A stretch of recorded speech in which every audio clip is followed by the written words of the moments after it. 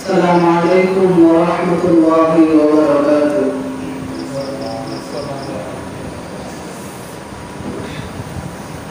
الحمد لله رب العالمين، والعاقبة للمتقين. الصلاة والسلام على الأشرف الأنبياء والمرسلين، وعلى آله وأصحابه وأهل سنته وأهل بيته وأولياء والناس أجمعين في شان حبيبه ومعشوقه ومخبرا وآمرا. أما بعد فأعوذ بالله من الشيطان الرجيم. بسم الله الرحمن الرحيم. إنما يريد الله ليذهب عنكم الرجس أهل البيت ويطهركم تطهيرا. صدق الله المولانا العظيم، وصدق رسوله النبي الحبيب الكريم، ونحن على ذلك من الشاهدين والشاكرين، والحمد لله رب العالمين. إن الله وملائكته يصلون على النبي يا أيها الذين آمنوا صلوا عليه وسلموا تسليما. اللهم صل على سيدنا مولانا محمد وعلى آله سيدنا مولانا محمد. اللهم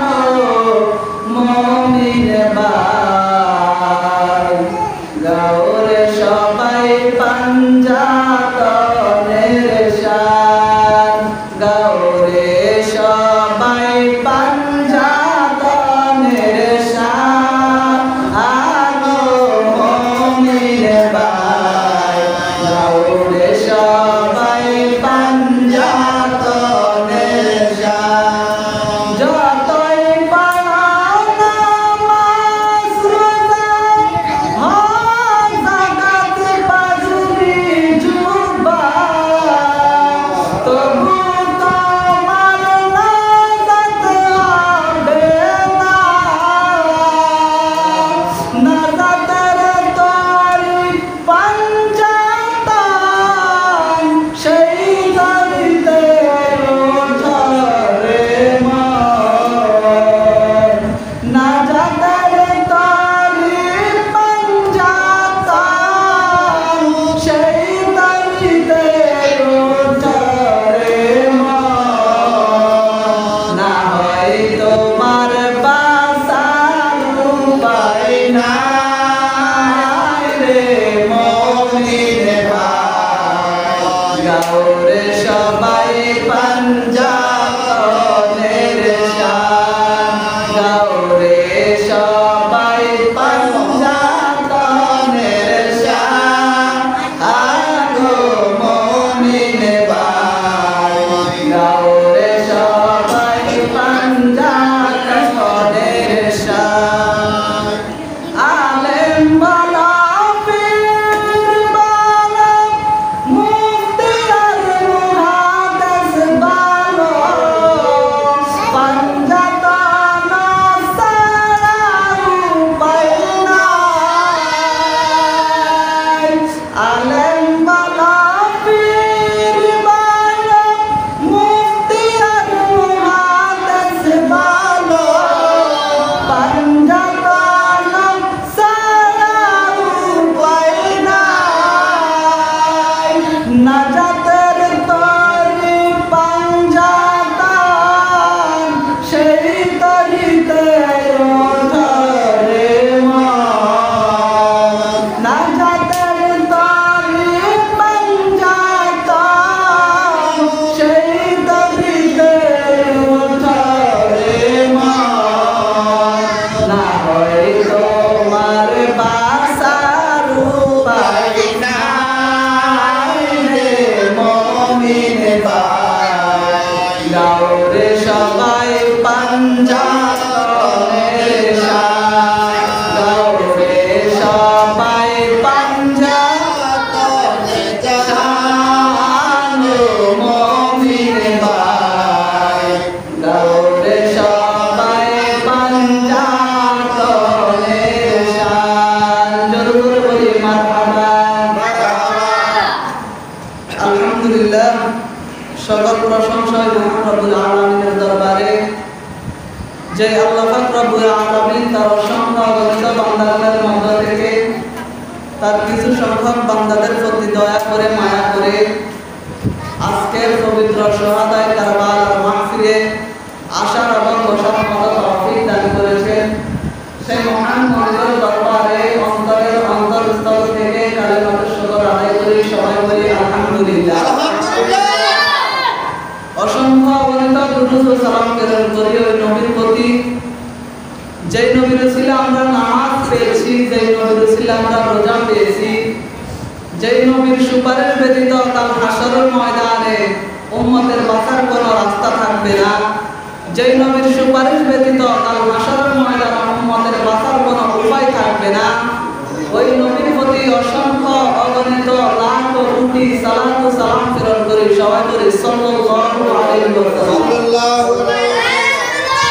মুআজ্জাজ মুহতারাম সম্মানিত উপস্থিতি আমরা সকলেই অবগত আছি আজকের পবিত্র আশুরা শরীফ মুহররম মাসের 10 তারিখ পবিত্র ইয়াউম আশুরার দিন আজকের এই দিনে আল্লাহ হাবিব মুহাম্মদ সাল্লাল্লাহু আলাইহি সাল্লামের কলিজার টুকরা নাতি ইমাম হুসাইন রাদিয়াল্লাহু তাআলা আনহুকে নিষ্ঠুর ইয়াজিদ বাহিনী কারবালার ময়দানে শহীদ করে দিল ঠিক কি না নিষ্ঠুর ইয়াজিদ বাহিনী ইমাম হুসাইন রাদিয়াল্লাহু তাআলাকে কারবালার ময়দানে শহীদ করেছিল তো ওই ইমাম হুসাইন রাদিয়াল্লাহু তাআলাকে ইমাম হুসাইন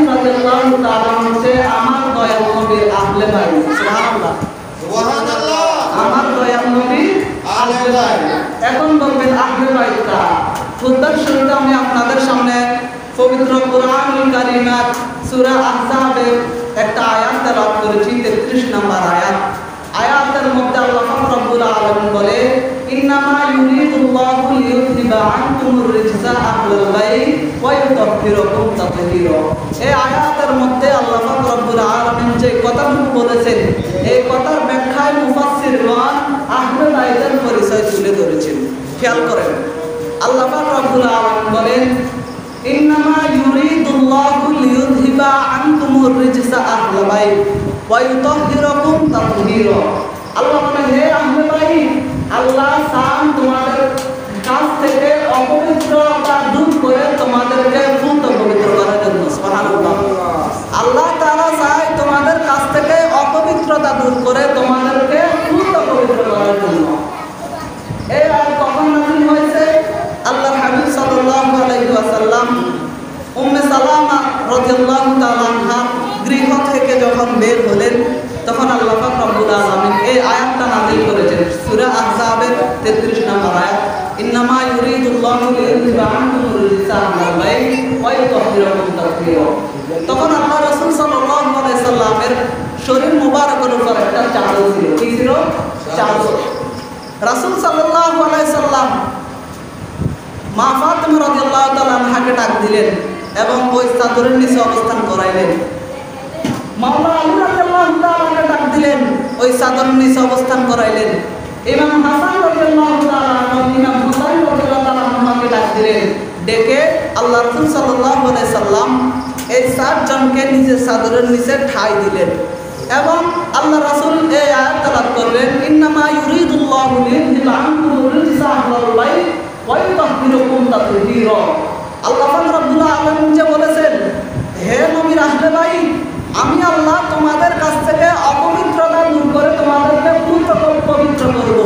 নবী বলেন, হে আল্লাহ, এই চাদরের নিচে আমি নবী, আমার কন্যা ফাতেমা, তারপর মাওলানা আলী, ইমাম হাসান, ইমাম হুসাইন, আমরা যারা এই চাদরের নিচে অবস্থান করেছি, আমরাই হয়েছি আহলে বাইত। আর আল্লাহ বলেন, এই আহলে বাইতকে আল্লাহ তাআলা পবিত্র করার জন্য বলেন। সুবহানাল্লাহ। এই ঘটনা দেখেছেন আল্লাহ রাসূল সাল্লাল্লাহু আলাইহি ওয়াসাল্লামের একজন বিবি উম্মে সালামা রাদিয়াল্লাহু তাআলা আনহা। তিনি ওই চাদরের নিচে প্রবেশ করতে চেয়েছিলেন। রাসূল সাল্লাল্লাহু আলাইহি ওয়াসাল্লাম তার হাত থেকে চাদর টেনে নিয়ে নিলেন। উম্মে সালামা রাদিয়াল্লাহু তাআলা আনহার হাত থেকে চাদর টেনে নিয়ে নিলেন এবং রাসূল সাল্লাল্লাহু আলাইহি ওয়াসাল্লাম বলেন, ইন্নাকা আযওয়াজুন নবী সাল্লাল্লাহু আলাইহি ওয়াসাল্লাম মিন খায়র। হে উম্মে সালামা, তুমি হচ্ছ নবীর স্ত্রী, তুমি বরকতের উপর আছো, তুমি কল্যাণের উপর আছো। সুবহানাল্লাহ। তুমি কিসের উপর আছো? কল্যাণের উপর আছো, তুমি বরকতের উপর আছো। তুমি এই চাদরের নিচে আসার কোনো প্রয়োজন নাই। তাহলে আমরা এই হাদিস থেকে জানতে পারলাম, চাদরের নিচে ছিল কে? আমার দয়ার নবী, ইমাম হাসান, ইমাম হুসাইন, মাওলানা আলী, মা ফাতিমা রাদিয়াল্লাহু তাআলা আনহা, এই 5 জন। আর এই 5 জনকে বলা হয় আহলে বাইত। এই 5 জনকে কি বলে? আহলে বাইত। এই 5 জনের একজন হচ্ছে ইমাম হুসাইন রাদিয়াল্লাহু তাআলা। যে ইমাম হুসাইন রাদিয়াল্লাহু তাআলা আনহাকে, যে ইমাম হুসাইন রাদিয়াল্লাহু তাআলা আনহুকে কারবালার ময়দানে নিষ্ঠুর ইয়াজিদ বাহিনী শহীদ করেছেন, ঠিক কি না? ইয়াজিদ বাহিনী কি করেছেন? শহীদ করেছেন। যদি কারবালার ঘটনা বলতে যাই, অনেক দুঃখের ঘটনা। যাদের মনের মধ্যে হুসাইনের প্রেম আছে, যাদের দিলের মধ্যে হুসাইনের মহব্বত আছে, তারা যদি কারবালার করুণ কাহিনী শুনে তাদের বুক দপদপ করে উঠবে। আর যাদের মনের মধ্যে হুসাইনের প্রেম নেই, তাদের এক কানে দিয়ে আওয়াজ যাবে, আরেক কান দিয়ে আওয়াজ বাহির হবে। তো আমরা সে সবাই কারবালার মাহফিল করেছি ইমাম হুসাইন রাদিয়াল্লাহু তাআলা আনহুকে ভালোবেসে তিনার জীবনে আলোচনা করার জন্য, তিনাকে নিয়ে আলোচনা করার জন্য মাহফিল করেছি। তো আজকের এই মাহফিলে কারা উপস্থিত থাকবে?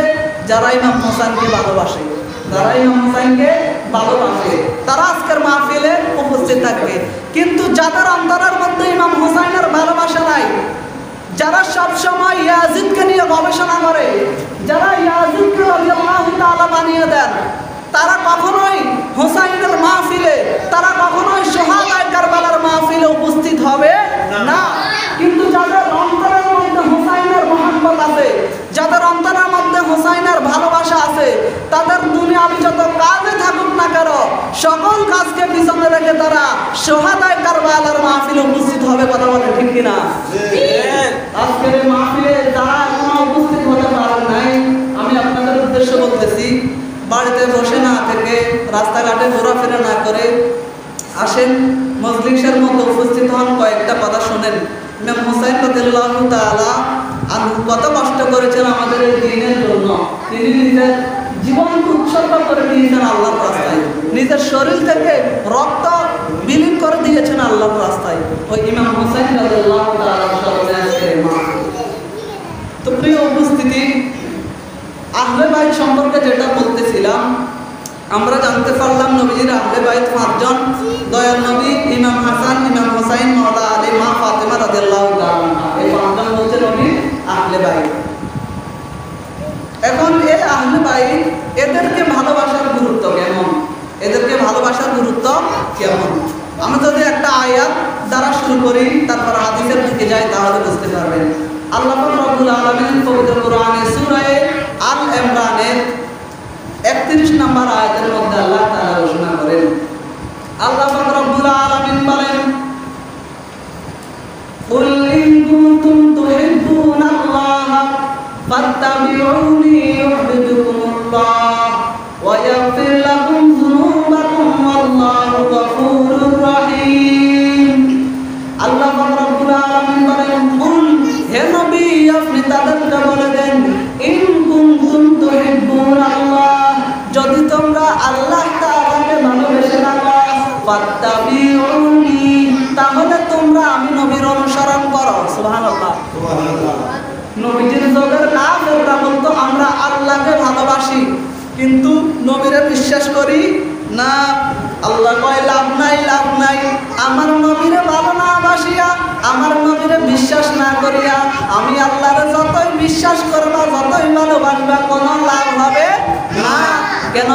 কারণ আল্লাহ মানা নবী মানা নয়, নবী মানলে আল্লাহ মানা হয়। আল্লাহ মানা, বলেন, আল্লাহ মানা নবী মানা হয়, নবী মানলে আল্লাহ মানা হয়। আল্লাহ পাক রব্বুল আলামিন সেই কথাই বলেছেন। আল্লাহ বলে, কুল ইন কুনতুম তুহিব্বুনাল্লাহ, হে রাসূল, যারা বলে তারা আমি আল্লাহকে ভালোবাসে, আপনি তাদেরকে বলে দেন, ফাত্তাবিউনি, তারা যেন আমি নবীর অনুসরণ করে। নবী কি করে? অনুসরণ করে। আর অনুসরণটাই হবে নবীর ভালোবাসার মধ্য দিয়ে। তাহলে অর্থ দাঁড়ায়, যারা আমি আল্লাহকে ভালোবাসে তাদেরকে বলেন তারা যেন আপনি নবীকে ভালোবাসে। তাহলে লাভ কি? নবীজি বলেন, আল্লাহ বলে, ফাত্তাবিউনি ইউহিব্বুকুমুল্লাহ, যদি তোমরা নবীর ভালোবাসো, আমি আল্লাহর ভালোবাসা লাগবে না, আমি আল্লাহ স্বয়ং তারে ভালোবাসবো।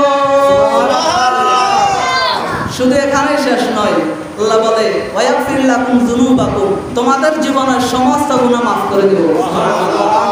আল্লাহু গফুরুর রহিম, নিশ্চয়ই আমি আল্লাহ হচ্ছি ক্ষমাশীল এবং পরম দয়ালু। তাহলে আমরা এই আয়াত থেকে জানতে পারলাম, আল্লাহ তাআলাকে ভালোবাসতে হলে, আল্লাহ তাআলাকে পেতে হলে আগে নবীকে ভালোবাসতে হবে। সেই জন্য কবি কাজী নজরুল ইসলাম সুন্দর করে বলেছেন, আল্লাহকে যে পাইতে চায়, হযরতে কে ভালোবেসে,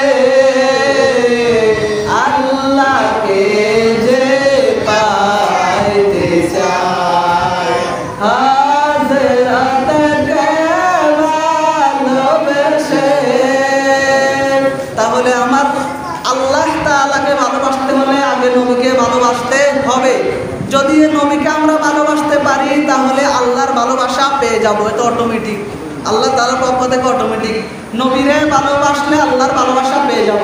তাহলে আল্লাহকে পেতে হলে নবীকে ভালোবাসতে হবে। কাকে? নবীকে। এখন নবীকে পেতে হলে, নবীর ভালোবাসা পেতে হলে কাকে ভালোবাসতে হবে জানা দরকার আছে না? নবীর ভালোবাসা পেতে হলে আল্লাহ তো বলেছেন, আমি আল্লাহরে পাইতে হলে আগে নবীরে ভালোবাসো, তাহলে আমি আল্লাহরে পাইবে। এখন নবীরে পাইতে হলে কাকে ভালোবাসতে হবে জানা দরকার আছে না? তিরমিজি শরীফের হাদিস এবং মিশকাত শরীফের হাদিস।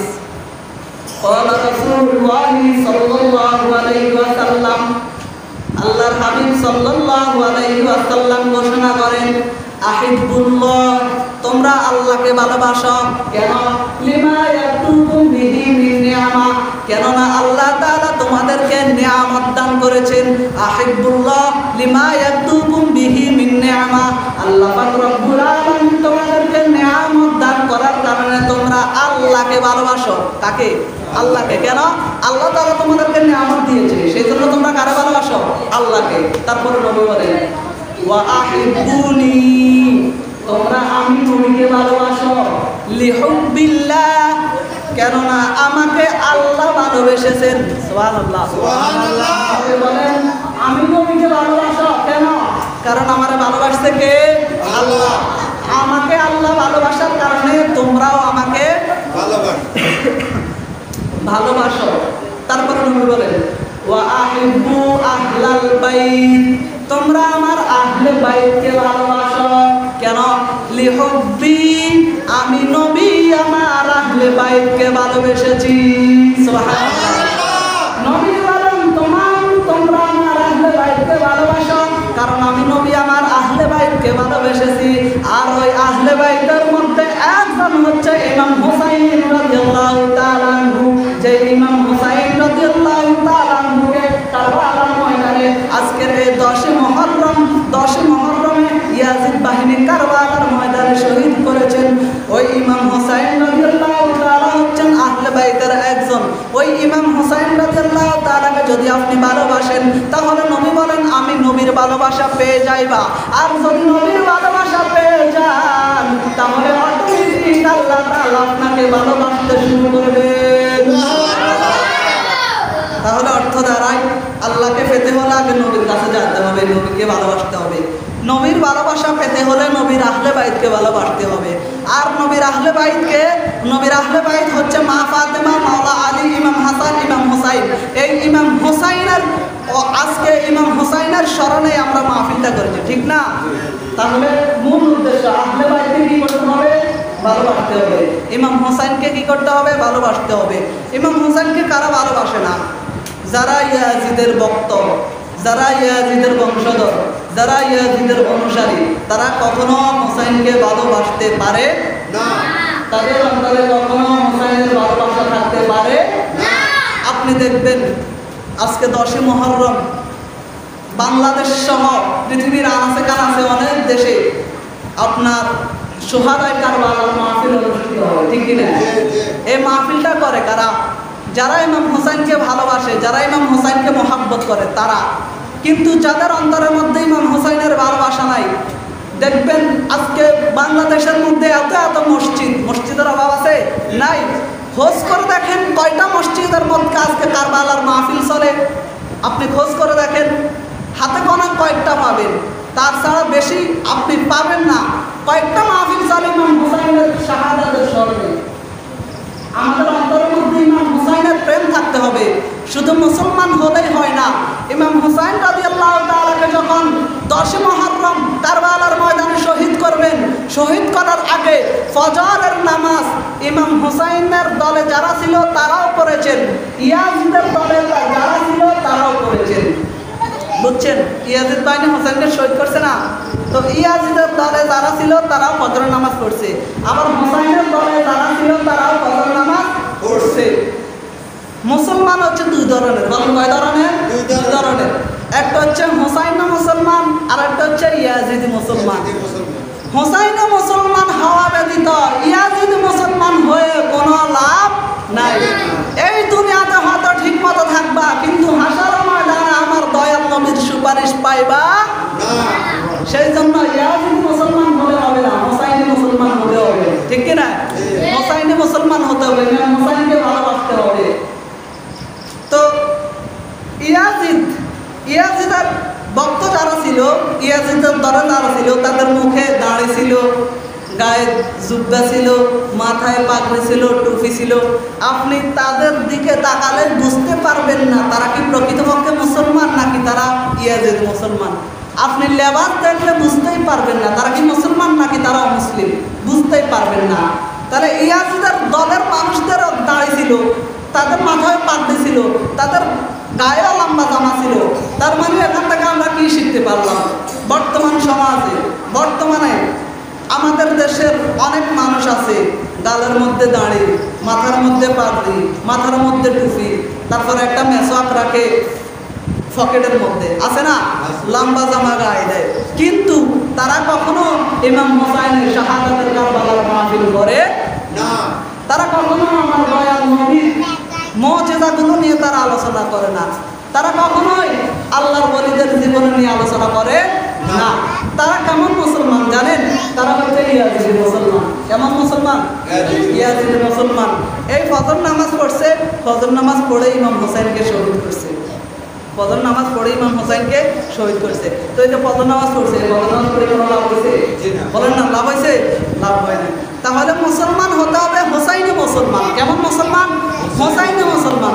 আপনার অন্তরের মধ্যে হোসাইনের প্রেম থাকতে হবে। দুরূদ শরীফ পড়েন, আল্লাহুম্মা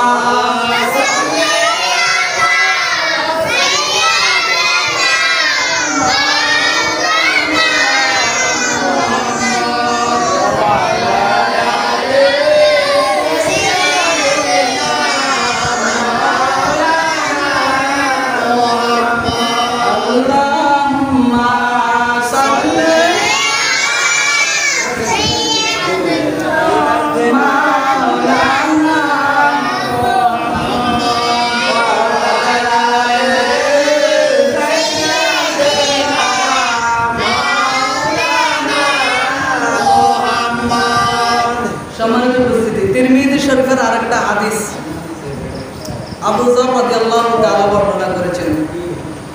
রাসূল সাল্লাল্লাহু আলাইহি ওয়াসাল্লাম বলেন, ইয়া আইয়ুহান নাস, হে মানুষেরা। নবীজি সকল মানুষদের উদ্দেশ্য করে বলেছেন। একটা মজলিসের মধ্যে যারা উপস্থিত ছিল সকলকে বলেছেন, ওখান থেকে আমাদেরও শিক্ষা রয়েছে। নবীজি বলেন, ইয়া আইয়ুহান নাস, হে মানুষেরা, ইন্নী তারাকতু ফীকুম মা ইন আখাযতুম বিহি লান তাদিল্লু কিতাবাল্লাহ ওয়া ইসরাতি আহলি বাইতি। সুবহানাল্লাহ, সুবহানাল্লাহ, সুবহানাল্লাহ, সুবহানাল্লাহ। নবীজি বলেন, ইয়া আইয়ুহান নাস, হে মানুষরা। মানুষ বলতে সমস্ত মানুষদেরকে বোঝানো হয়েছে। কি বলেছেন? ইন্নী তারাকতু ফীকুম মা ইন আখাযতুম বিহি, আমি নবী তোমাদের মাঝে দুইটা জিনিসকে রেখে যাচ্ছি। বলেন কয়টা জিনিস? দুইটা জিনিস। আমি নবী তোমাদের মাঝে কিছু জিনিস রেখে যাচ্ছি, যদি তোমরা ওই জিনিসগুলোকে আঁকড়ে ধরে রাখতে পারো, নিজেদের মধ্যে ধারণ করতে পারো, তাহলে লান তাদিল্লু, তোমরা কখনোই পথভ্রষ্ট হবে না। একটা হচ্ছে কিতাব আল্লাহ, আল্লাহর কিতাব কোরআন, আরেকটা হচ্ছে ওয়া ইসরাতি আহলি বাইতি, আরেকটা হচ্ছে আমায় নবীর আহলে বাইতের ভালোবাসা। সুবহানাল্লাহ, আমায় নবীর আহলে বাইতের ভালোবাসা। এই রকম আরেকটা হাদিস রয়েছে, বিদায় হজের ভাষণে নবী বলেছেন, তারাকতু ফীকুম বিহি লান তাদিল্লু মা তামাসসাকতুম বিহিমা কিতাবাল্লাহ ওয়া সুন্নাতুর রাসূল। নবীজি বলেছেন, আমি বিদায় হজের ভাষণে নবীজি বলেছেন, আমি তোমাদের মাঝে দুইটা জিনিস রেখে যাচ্ছি, এই দুইটা জিনিসকে যদি তোমরা আঁকড়ে ধরো, নিজেদের মধ্যে ধারণ করো, দুইটা জিনিস যদি তোমরা অনুসরণ করো, লান তাদিল্লু মা তামাসসাকতুম বিহিমা, তোমরা কখনোই পথভ্রষ্ট হবে না। একটা হচ্ছে কিতাব আল্লাহ, আল্লাহর কোরআন, আল্লাহর কিতাব কোরআন, আর হচ্ছে সুন্নাতুর রাসূল, নবীজির সুন্নাত, নবীজির সুন্নাত। তাহলে আমরা এই হাদিস থেকে বুঝলাম দুইটা জিনিস নবী আমাদের জন্য রেখে গেছেন, এগুলোকে যদি আমরা আঁকড়ে ধরে রাখতে পারি আমরা কখনো পথভ্রষ্ট হব না। একটা হচ্ছে আল্লাহর কোরআন, আর একটা হচ্ছে নবীর সুন্নাত, আর একটা কি নবীর সুন্নাত। এখন নবীর সুন্নাত কোনটা? তিরমিজি শরীফের মধ্যে নবী বলেন, ইন্নী তারাকতু ফীকুম মা ইন আখাযতুম বিহি লান তাদিল্লু কিতাবাল্লাহ, একটা হচ্ছে আল্লাহর কিতাব কোরআন, ওয়া ইসরাতি আহলি বাইতি। আরেক হাদিসের মধ্যে নবী যেই সুন্নতের কথা বলেছেন, এই হাদিসের মধ্যে নবী ওই সুন্নতের কথাই স্পষ্ট করে দিয়েছেন। নবী বলেন ওই সুন্নাহটা হচ্ছে ওয়া ইসরাতি আহলি বাইতি, আমি আহলে বাইতের ভালোবাসা। সুবহানাল্লাহ,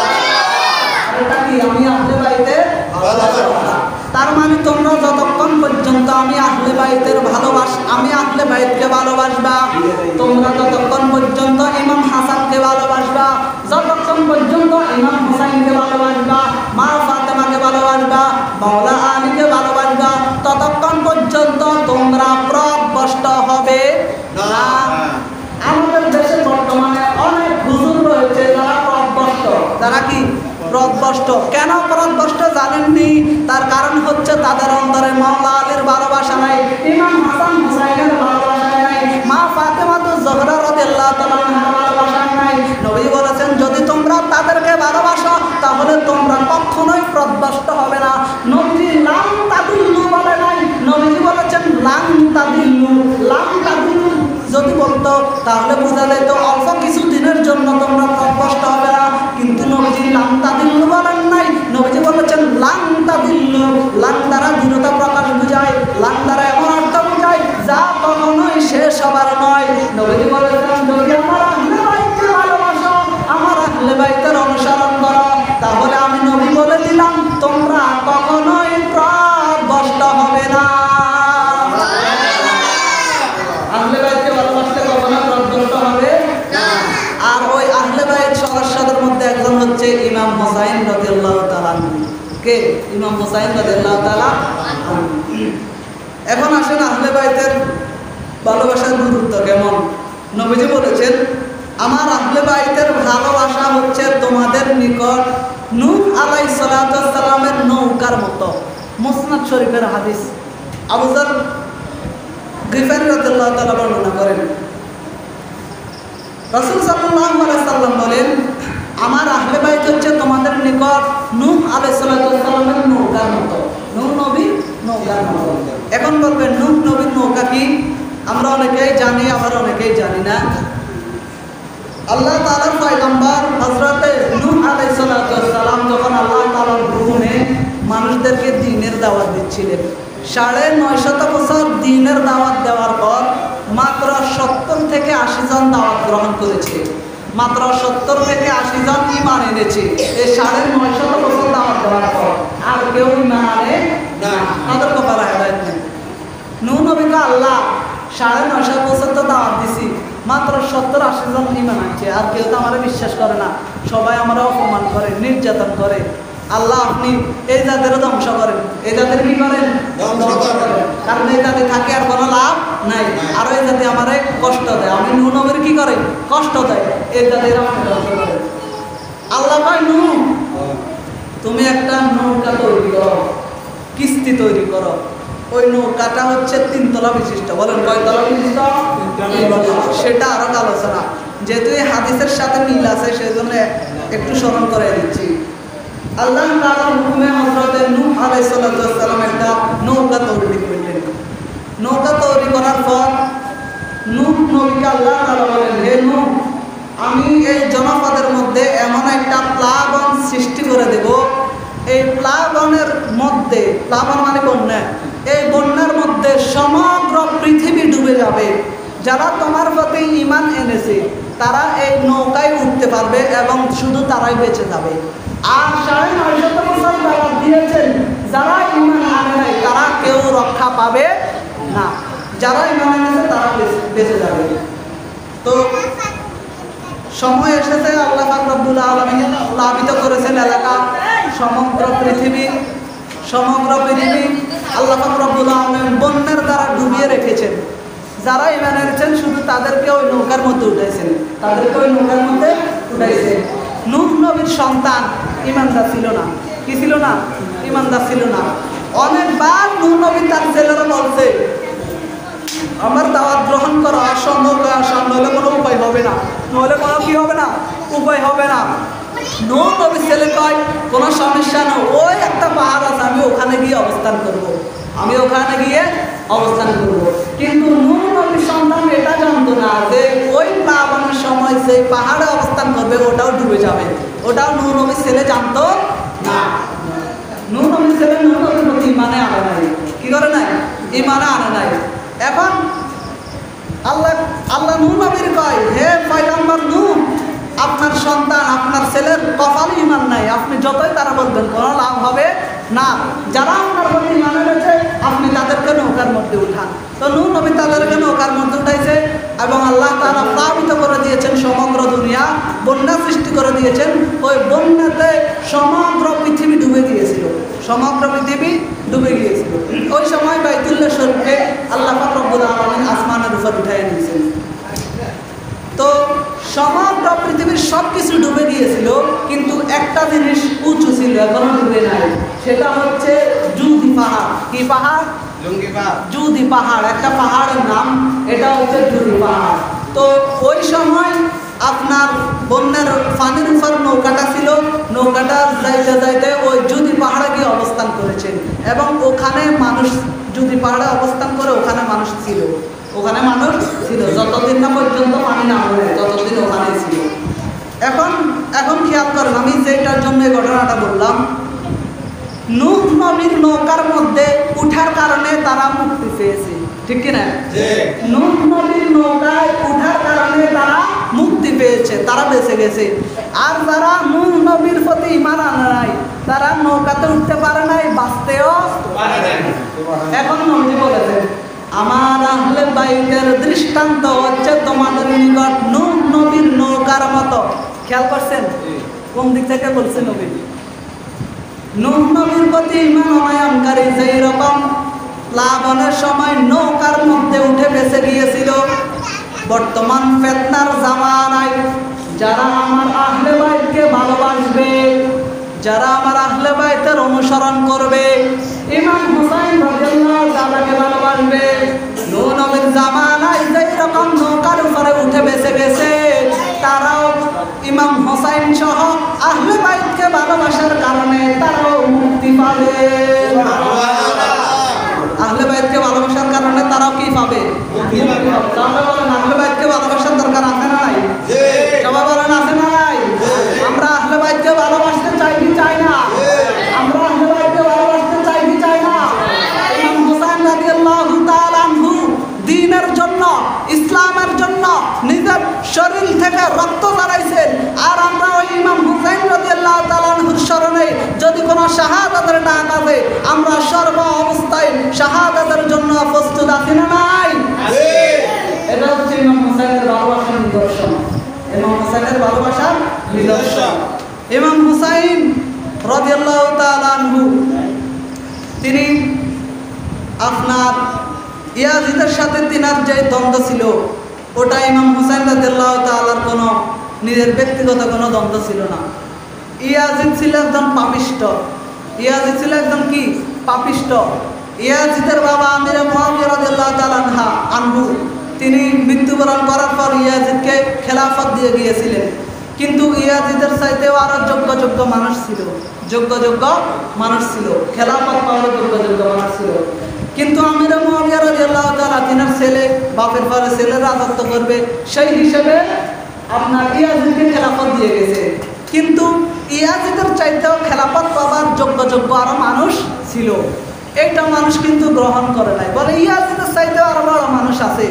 যদি নামাজ পড়ানোর মতো যোগ্যবান ব্যক্তি থাকে, সেই ব্যক্তি থাকা অবস্থায় অযোগ্য কাউকে কি সামনে কেউ দিবে না, দিলে তো নামাজ হবে না।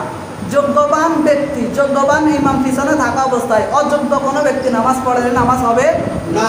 মাসালা এটা জানবেন, যোগ্য ইমাম থাকা সত্ত্বেও অযোগ্য কাউকে দিলে নামাজ হবে না। সেই রকম ইয়াজিদের চাইতেও যোগ্যবান মানুষ ছিল, যোগ্যবান মানুষ কি ছিল। কিন্তু আমির মুআবিয়া রাদিয়াল্লাহু তাআলা আনহু তিনি তার ছেলে ইয়াজিদকে খেলাফত দিয়ে গিয়েছিলেন, এটা কিন্তু কেউ মেনে নিতে পারে না। এখন এই বিষয় কঠোর ছিল ইমাম হুসাইন রাদিয়াল্লাহু তাআলা এবং আব্দুল্লাহ ইবনে জুবাইর রাদিয়াল্লাহু তাআলা, নবীজির একজন সাহাবী আব্দুল্লাহ ইবনে জুবাইর সহ হুসাইনের পক্ষে যারা ছিল, তারা কেউ ইয়াজিদের হাতে বায়াত গ্রহণ করতে রাজি নয়, ইয়াজিদকে খলিফা মানতে রাজি নয়, ইয়াজিদের খেলাফত বিশ্বাস করতেও রাজি নয়। সমগ্র মানুষ ভয়ে আতঙ্ক, ইয়াজিদের কাছে যদি বায়াত গ্রহণ না করে ইয়াজিদ মানুষকে মেরে ফেলে, ইয়াজিদ মানুষকে কি করে? মেরে ফেলে। সমস্ত মানুষ ভয়ে আতঙ্ক, মানুষের ভয়ে কি করবে না করবে ইয়াজিদের হাতে বায়াত গ্রহণ করে, যদিও অন্তর মধ্যে তাদের নিয়ত নাই, কিন্তু তারা ভয়ে এখন কি করবে? ইয়াজিদের হাতে বায়াত গ্রহণ করে। কিন্তু ইমাম হুসাইন রাদিয়াল্লাহু তাআলা আনহু, আব্দুল্লাহ ইবনে জুবাইর রাদিয়াল্লাহু তাআলা আনহু তারা বলে, আমাদেরকে যদি জবাই করে দেওয়া হয় আমরা কখনো ইয়াজিদের কাছে বায়াত গ্রহণ করব না। কেন? কারণ ইয়াজিদ খলিফার যোগ্য নয়। ইয়াজিদ কিসের যোগ্য নয়? খলিফার যোগ্য নয়। আর ইয়াজিদের মধ্যে অনেক ভুল ছিল, অনেক ত্রুটি ছিল, যেই কারণে ইয়াজিদ খলিফার যোগ্য নয়। ইয়াজিদকে যদি খলিফা দেওয়া হয় তাহলে কখনোই ওই জায়গার মধ্যে ইসলাম কায়েম হবে না। সেই জন্য ইমাম হুসাইন এবং আব্দুল্লাহ ইবনে জুবাইর রাদিয়াল্লাহু তাআলা আনহু তারা ইয়াজিদের খেলাফত মেনে নিতে চাচ্ছিলেন না।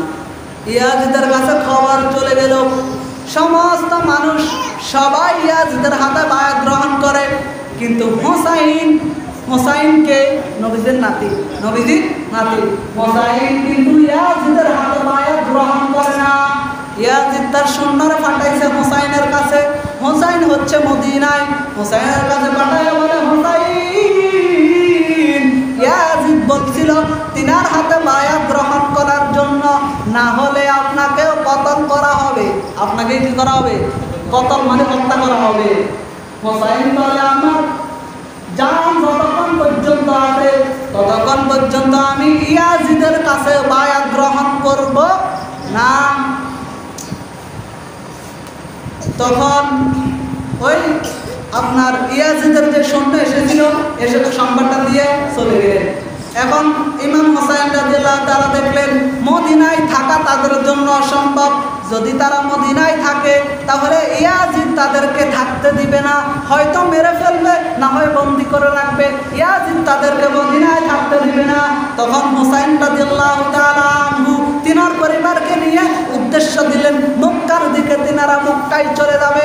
আর যেই মাসে মক্কায় যাবে ওই মাস ছিল শাওয়াল মাস। কি মাস? শাওয়াল মাস। ওই মাস ছিল হজের মাস। শাওয়াল, জিলকদ, জিলহজ, তিনটা মাস হচ্ছে হজের মাস।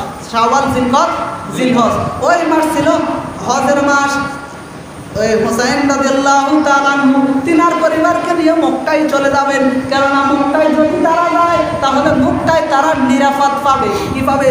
নিরাপদ।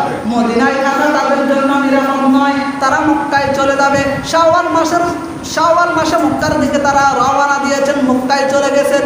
মক্কায় যাওয়ার পর এই খবরটা পাইল ইয়াজিদ খবর পাওয়ার পর ইয়াজিদ মক্কার দিকে অগ্রসর হবে তাদেরকে আক্রমণ করার জন্য। কিন্তু ইয়াজিদ খেয়াল করলো এখন যেহেতু শাওয়াল মাস, হজের মাস, সামনে জিলহজ মাসে বড় হজ আসতেছে, সমস্ত মানুষ হজ করতে আসবে, পৃথিবীর আনাচে থেকে মানুষরা হজ করতে আসবে। এই সময় হোসাইনের প্রতি অ্যাটাক করা ঠিক হবে না। হজের মাস শেষ হোক, তারপরে দেখা যাবে। ইমাম হুসাইন রাদিয়াল্লাহু তাআলা আনহু সহ তিনার পরিবারবর্গ মক্কাতে তারা নিরাপদে আছে। কিন্তু যখন ইমাম হুসাইনের খবর পেয়ে গেল তারা যে মক্কায় এসেছে, এটা ইয়াজিদ জেনে গেছে। এখন তো ইয়াজিদ মক্কাতেও আমাদেরকে থাকতে দিবে না। ইমাম হুসাইন রাদিয়াল্লাহু তাআলা সিদ্ধান্ত নিলেন, আমি এই মক্কাতে আর থাকবো না। মক্কাতে হুসাইন রাদিয়াল্লাহু তাআলা আনহু থাকা অবস্থায় কুফা থেকে ইমাম হুসাইনের কাছে 40,000 চিঠি এসেছে। বলেন কয় হাজার? 40,000। চিঠির মধ্যে কি ছিল? চিঠির মধ্যে কুফাবাসীগণ লিখল, হে ইমাম হুসাইন, আপনি কুফায় চলে আসুন। আমরা কুফাবাসীগণ আপনার কাছে বায়াত গ্রহণ করব।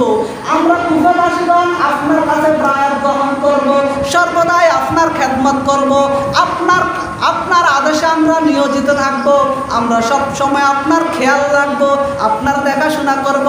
আপনার সাথে যুদ্ধ করতে হলে যুদ্ধ করব, কোনো সমস্যা নাই, আপনাকে কোনো সমস্যায় পড়তে হবে না। হে হুসাইন, আপনি কুফায় চলে আসেন। এই রকম কুফাবাসী হুসাইনের কাছে 40,000 চিঠি পাঠাইছে। কয় হাজার? 40,000। এবং কুফাবাসী থেকে বড় বড় যারা ছিল তারাও মক্কায় ইমাম হুসাইনের কাছে গেছেন, ইমাম হুসাইনকে ইনভাইট করেছেন কুফায় আসার জন্য। ইমাম হুসাইন যখন দেখলেন এতগুলো চিঠি, এতগুলো মানুষ আমাকে পাওয়ার জন্য আকাঙ্ক্ষা করতেছে, 40,000 চিঠি পাঠাইছে আমি হুসাইনকে নিয়ে যাওয়ার জন্য, নিশ্চয় তারা আমাকে ভালোবাসে, না হইলে তারা আমার জন্য এত জান দিত না। ইমাম হুসাইন রাদিয়াল্লাহু তাআলা এর কথা চিন্তা করেন। আব্দুল্লাহ ইবনে জুবাইর রাদিয়াল্লাহু তাআলা কয়, আমি কুফায় চলে যাব। কোথায় চলে যাব? কুফায়। দেখেন 40,000 স্মৃতি পাঠাইছে, কত সুন্দর সুন্দর কথা। চলে আসেন, কোনো সমস্যা নাই, কোনো কি নাই, সমস্যা নাই। কিন্তু গোড়ার ভিতরে সমস্যা আছে। গোড়া কি আছে? নিয়তে সমস্যা আছে। মুখে যদি কোনো সমস্যা নাই, কিন্তু এত নিয়তে সমস্যা আছে। আব্দুল্লাহ ইবনে জুবায়ের কয়, হে হুসাইন, আপনি কুফায় যাবেন না। কেন? কারণ ওই কুফাবাসী আপনার বাবা মাওলা আলীকে শহীদ করেছেন। ওই কুফাবাসী আপনার ভাই ইমাম হাসান রাদিয়াল্লাহু তাআলা আনহুকে বিষ খাওয়াইয়া শহীদ করেছেন। তারা আপনার বাবা আলীর সাথেও সুন্দর সুন্দর কথা বলেছেন। আপনাকে যে কথাগুলো বলেছেন ওগুলো আপনার বাবা আলীকেও বলেছেন, কিন্তু আপনার বাবাকে হত্যা করেছেন। আপনার ভাই হোসাইনকেও এইরকম সুন্দর সুন্দর কথা বলেছেন, কিন্তু আপনার ভাই হোসাইনকে বিষ খাওয়াইয়া শহীদ করেছেন। হে হুসাইন, আপনি কুফাবাসীর কথা শুনবেন না, আপনি সেখানে যাবেন না। হোসাইন বলে, এত মানুষ আমার জন্য পাগল, আমি যদি না যাই হাসরের ময়দানে আমার নানা যদি জিজ্ঞাসা করে, হুসাইন কুফাবাসী তোমার কাছে 40,000 চিঠি পাঠাইছে, তোমার জন্য এত পাগল ছিল, তুমি কুফা নগরে যাও নাই কেন? এই চিন্তা ভাবনা করে হুসাইন রাদিয়াল্লাহু তাআলা আনহু কুফার দিকে রওনা হবেন। কুফার দিকে কি হবেন? রওনা হবেন। ইমাম হুসাইন রাদিয়াল্লাহু তাআলা আনহু কুফার দিকে রওনা হবেন, কিন্তু আব্দুল্লাহ ইবনে জুবায়ের তিনি কুফায় যাবেন না, তিনি মক্কাতে। তিনি কোথায়? মক্কাতে। লম্বা ঘটনা, অনেক বড়, কারবালার ইতিহাস অনেক বড় ঘটনা। আমি সংক্ষিপ্ত বলতেছি কারণ সময় অনেক হয়ে গেছে, সব করা লাগবে। ইমাম হুসাইন রাদিয়াল্লাহু তাআলা কুফায় যাবেন, আপনার কুফায় রওনা দিবেন। রওনা দেওয়ার আগে আব্দুল্লাহ ইবনে জুবায়ের বলেছেন, তারা আপনার বাবার সাথেও সুন্দর কথা বলেছেন, কিন্তু আপনার বাবাকে শহীদ করেছেন। তারা আপনার ভাইয়ের সাথে সুন্দর কথা বলেছেন, আপনার ভাইকেও শহীদ করেছেন। আপনার সাথেও সুন্দর কথা বলে, কিন্তু তারা আপনাকেও শহীদ করতে পারে, আপনি সেখানে যাবেন না। তখন ইমাম হুসাইন রাদিয়াল্লাহু তাআলা আনহু একজন সাহাবী, নাম হচ্ছে মুসলিম, আকিল বিন মুসলিম। নাম কি? আকিল বিন মুসলিম। ওই সাহাবীকে পাঠাইলেন কুফায়। কেন পাঠাইলেন? বললেন, তুমি কুফায় গিয়ে দেখো কুফাবাসী কি সত্যি আমি হুসাইনের জন্য পাগল, সত্যি কি আমি হুসাইনকে ভালোবাসে, নাকি তাদের পিছনে আমাকে হত্যা করার উদ্দেশ্য আছে। মুসলিম বিন আকিলকে পাঠাইলেন কুফায়। মুসলিম বিন আকিল চলে গেলেন কুফায়। যাওয়ার পর ওখানে দেখলেন মুসলিম বিন আকিলকে কুফাবাসীগণ অনেক সম্মান করে, অনেক কি করে? সম্মান করে, অনেক ভালোবাসে। এবং মুসলিম বিন আকিলের হাতে ইমাম হুসাইনের নামে 50,000 মানুষ বায়াত গ্রহণ করেছেন। কয় হাজার? 50,000। মুসলিম বিন আকিলের হাতে হুসাইনের নামে 50,000 মানুষ বায়াত গ্রহণ করেছেন। তখন কুফা নগরী থেকে মুসলিম বিন আকিল পত্র পাঠাইছেন মক্কায় হুসাইনের কাছে, হে হুসাইন, কুফাবাসী সত্যিই আপনার জন্য পাগল, কুফাবাসী সত্যিই আপনাকে ভালোবাসে, আপনি আর এক মুহূর্ত মক্কায় অবস্থান করবেন না, আসুন তাড়াতাড়ি চলে আসুন, কুফা নগরে চলে আসুন। কুফাবাসীগণ আপনাকে নিরাপত্তা দিবে। কি দিবে? নিরাপত্তা দিবে। হুসাইন চিঠি পাওয়া মাত্রই রওনা দিলেন কুফার উদ্দেশ্যে। এখন হুসাইন রাদিয়াল্লাহু তাআলা আনহু ওই মুসলিম বিন আকিলকে পাঠাইলেন কুফায় দেখাশোনা করার জন্য। এই ঘটনা চলে গেলেন ইয়াজিদের কানে। কার কানে? ইয়াজিদের কানে। ইয়াজিদের কানে যাওয়ার পর ওই সময়ের গভর্নর যিনি ছিলেন ওবাইদুল্লাহ বিন জিয়াদ। ওই সময়ের গভর্নর ওবাইদুল্লাহ বিন জিয়াদ, ইয়াজিদ ওবাইদুল্লাহ বিন জিয়াদের কাছে পত্র লিখেছেন যে কুফা নগরে ইমাম হুসাইন একজন সাহাবী, একজন লোক পাঠাইছে মুসলিম বিন আকিলকে দেখাশোনা করার জন্য। যাও তাড়াতাড়ি তার গর্দান আলাদা করো, মুসলিম বিন আকিলের গর্দান আলাদা করো। এই ঘটনা শোনার পর তখন আপনার ইমাম হুসাইন রাদিয়াল্লাহু তাআলা আনহু কুফার দিকে রওনা দিচ্ছেন, কিন্তু খবর মুসলিম বিন আকিল যে কুফায় চলে গেলেন, এই খবর পেয়ে গেলেন ইয়াজিদ খবর পেয়ে সংবাদ দিলেন আপনার ওবায়দুল্লাহ বিন জিয়াদকে। ওবায়দুল্লাহ বিন জিয়াদ এখন মুসলিম বিন আকিলকে হত্যা করার জন্য কুফায় আসতেছে। কোথায় আসতেছে? কুফায়। কুফার দিকে আসতেছে। তখন ইমাম হুসাইন রাদিয়াল্লাহু তাআলা এখনো পথে আসার পথে। এখন যখন দেখলো ইমাম হুসাইন রাদিয়াল্লাহু তাআলা আসবে, সব কিছু ঠিকঠাক, তখন ওবায়দুল্লাহ বিন জিয়াদ চলে আসলেন কুফায়। কুফায় এসে দেখলেন কুফাবাসীগণ ইমাম হুসাইনের নামে মুসলিম বিন আকিলের হাতে 50,000 মানুষ বায়াত গ্রহণ করেছেন। কয় হাজার? 50,000। এই ঘটনা দেখে ওবায়দুল্লাহ বিন জিয়াদ তিনি কি করলেন? তিনি মানুষদেরকে আক্রমণ করা শুরু করলেন। ওবায়দুল্লাহ বিন জিয়াদের রিয়াকশন দেখে মানুষরা মুসলিম বিন আকিলের কাছ থেকে দূরে চলে গেল। মুসলিম বিন আকিলের কাছ থেকে দূরে চলে, দেখেন কত সুন্দর সুন্দর কথা বলছে কোনো সমস্যা হবে না, আপনি চলে আসুন। কিন্তু এখন ওবায়দুল্লাহ বিন জিয়াদ টাইট দিছে, এখন সবাই মুসলিম বিন আকিলের কাছ থেকে দূরে। কুফাবাসী সবাই মুসলিম বিন আকিলের কাছ থেকে কি দূরে, কেউ আর মুসলিম বিন আকিলের পক্ষে নাই। ওবায়দুল্লাহ বিন জিয়াদ আসছে আপনার কুফা নগরে। এখন এই মুসলিম বিন আকিল দেখতেছে, হাই কি হয়ে গেল, কুফাবাসী সবাই আমার জন্য পাগল, সবাই হুসাইনের জন্য পাগল। এখন দেখতেছি কেউ আর আমার পক্ষে নাই, কেউ আমার দলে নাই। আমার সিটিতে এতক্ষণ হুসাইন পেয়ে গেছে, আর হুসাইন মনে হয় রওনা দিয়েছে কুফার দিকে। হুসাইন যদি এখানে আসে তাহলে হুসাইনও মুক্তি পাবে না। হাই এখন কি হবে? ওবায়দুল্লাহ বিন জিয়াদ মুসলিম বিন আকিল রাদিয়াল্লাহু তাআলা আনহুকে বন্দী করেছেন। বন্দী করার পর ওবায়দুল্লাহ বিন জিয়াদ মুসলিম বিন আকিলকে ওই জায়গায় শহীদ করেছেন। কি করেছেন? শহীদ করেছেন। এখন ইমাম হুসাইন রাদিয়াল্লাহু তাআলা আনহু আপনার কুফার দিকে রওনা দিচ্ছেন, কুফায় আসতেছেন। কুফায় যখন চলে আসলেন তখন ওবায়দুল্লাহ বিন জিয়াদ ওই ইয়াজিদ তো সব কিছুর খবর রাখে, প্রধানমন্ত্রী সব কিছুর খবর রাখে। ইয়াজিদ বলল, ইয়াজিদ আবার ওবায়দুল্লাহ বিন জিয়াদের সাথে ইয়াজিদের কানেকশন আছে, যা কিছু হয় না হয় ইয়াজিদ ওবায়দুল্লাহ বিন জিয়াদকে বলে, আবার ওবায়দুল্লাহ বিন জিয়াদ ইয়াজিদকে বলে। এখন ইয়াজিদ বলল, হুসাইন যদি কুফায় আসে তাহলে হুসাইনকেও বন্দী করবা, হুসাইনকেও কি করবা? বন্দী করবা, হুসাইনকেও আটক করবা, হুসাইনকেও বন্দী করবা। হুসাইন রাদিয়াল্লাহু তাআলা আনহু আপনার কুফার দিকে রওনা দিচ্ছেন, কুফায় চলে এসেছেন। হুসাইন রাদিয়াল্লাহু তাআলাকে বন্দী করবে। হুসাইন রাদিয়াল্লাহু তাআলা বলেন, 3টা প্রস্তাব দিলেন। কয়টা প্রস্তাব? 3টা প্রস্তাব। হুসাইন রাদিয়াল্লাহু তাআলা বলেন, 1 নাম্বার, আমি যেখান থেকে এসেছি আমাকে সেখানে ফিরে যেতে দাও। আমি মক্কা থেকে এসেছি, আমাকে মক্কায় যেতে দাও, অথবা আমাকে মদিনায় যেতে দাও। একটা প্রস্তাব। 2 নাম্বার প্রস্তাব, আমাকে সরাসরি ইয়াজিদের সাথে দেখা করার সুযোগ করে দাও, কেননা আমি ইয়াজিদের সাথে কথাবার্তা বলবো। ইয়াজিদের সাথে কি করব? কথাবার্তা বলবো। ইয়াজিদের সাথে দেখা করার আমাকে ব্যবস্থা করে দাও। 2টা প্রস্তাব। 3 নাম্বার প্রস্তাব, না হয় তোমরা আমাকে একটা মুসলিম রাষ্ট্রে দিয়ে আসো, আমি তোমাদের এখানে থাকবো না, তোমরা আমাকে মুসলিম একটা কান্ট্রিতে দিয়ে আসো।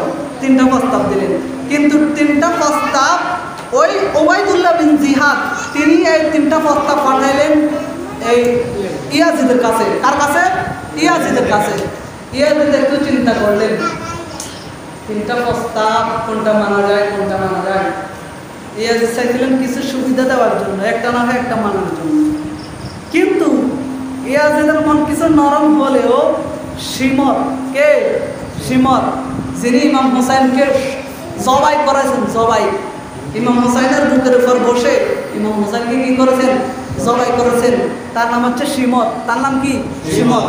শিমর ইয়াজিদকে কয়, হুসাইনটা আর কোনো সুযোগ দেন যাইতো না, কেননা হুসাইন অনুপস্থিতে কুফা নগরে হুসাইনের নামে মুসলিম বিন আকিলের হাতে 50,000 মানুষ আপনার বায়াত গ্রহণ করেছেন। যদি আপনি হুসাইনকে সুযোগ দেন, মনে হয় আপনার আর রাজত্ব থাকবে না। সেই জন্য হোসাইনকে যেহেতু হাতের কাছে পেয়েছেন, হোসাইনকে আর ছেড়ে দিবেন না।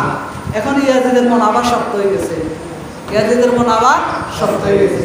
এখন ইয়াজিদকে ঠিক আছে, তো যদি একবার সুযোগ দিই তাহলে হয়তো আর ধরতে পারতেন না, কোনো সুযোগ থাকতো।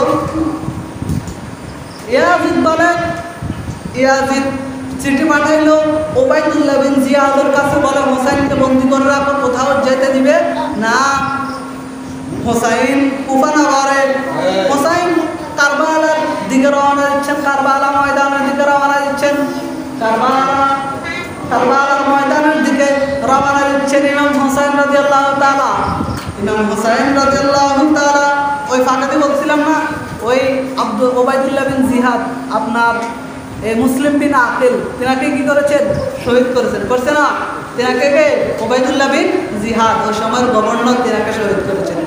তো ইমাম হোসাইন রাদিয়াল্লাহু তাআলা তিনি কারবালার দিকে যাচ্ছেন, কারবালার ময়দানের দিকে যাচ্ছেন। কারবালার ময়দানের দিকে অনেক বড় লম্বা ইতিহাস, আমি ছোট করে বলতেছি। কারবালার দিকে যেতে তিনি চলে গেলেন কারবালার ময়দানে। কারবালার ময়দানে যাওয়ার পর এখন আসেন ইমাম হোসেনকে কিভাবে শহীদ করে দেখেন। কারবালার ময়দানে ইমাম হোসাইন এখন হাতের মধ্যে অস্ত্র নিছে। ইয়াজিদ বাহিনী কে আছে, আসো আমার সামনে আসো, আমার সাথে যুদ্ধ করতে আসো। ইমাম হোসাইনের হাতে অস্ত্র, কেউ ইয়াজিদ বাহিনী কেউ সামনে আসতে সাহস পায় না। একজন আসছে, বলে আমি কত মানুষকে তো হত্যা করছি, হোসাইন তো আমার কাছে কিছুই না, হোসাইন আমার কাছে কি না, কিছু না। আসছে হোসাইনের সামনে এভাবে অস্ত্র ধরছে, হোসাইনের হাতের অস্ত্র দ্বারা এভাবে অস্ত্র ঠেকাইছে। অস্ত্র ঠেকায় এক হোসাইনে এমনভাবে একটা ছুরি চালাইছে, ওই ইয়াজিদ বাহিনীর মাথা আলাদা হয়ে গেছে। সুবহানাল্লাহ, সুবহানাল্লাহ। ইয়াজিদ বাহিনীর মাথা কি হয়ে গেছে? আলাদা হয়ে গেছে। আমি কত মানুষের মারছি, হোসাইন তো আমার কাছে কিছুই না। বলে হোসাইনের কাছে হাতে কিছু না, হোসাইনের কাছে হাতে কিছু না। এক ছুরি লাগে তোর মাথা আলাদা, মানে কি আলাদা। লা ইলাহা ইল্লাল্লাহ, লা ইলাহা ইল্লাল্লাহ,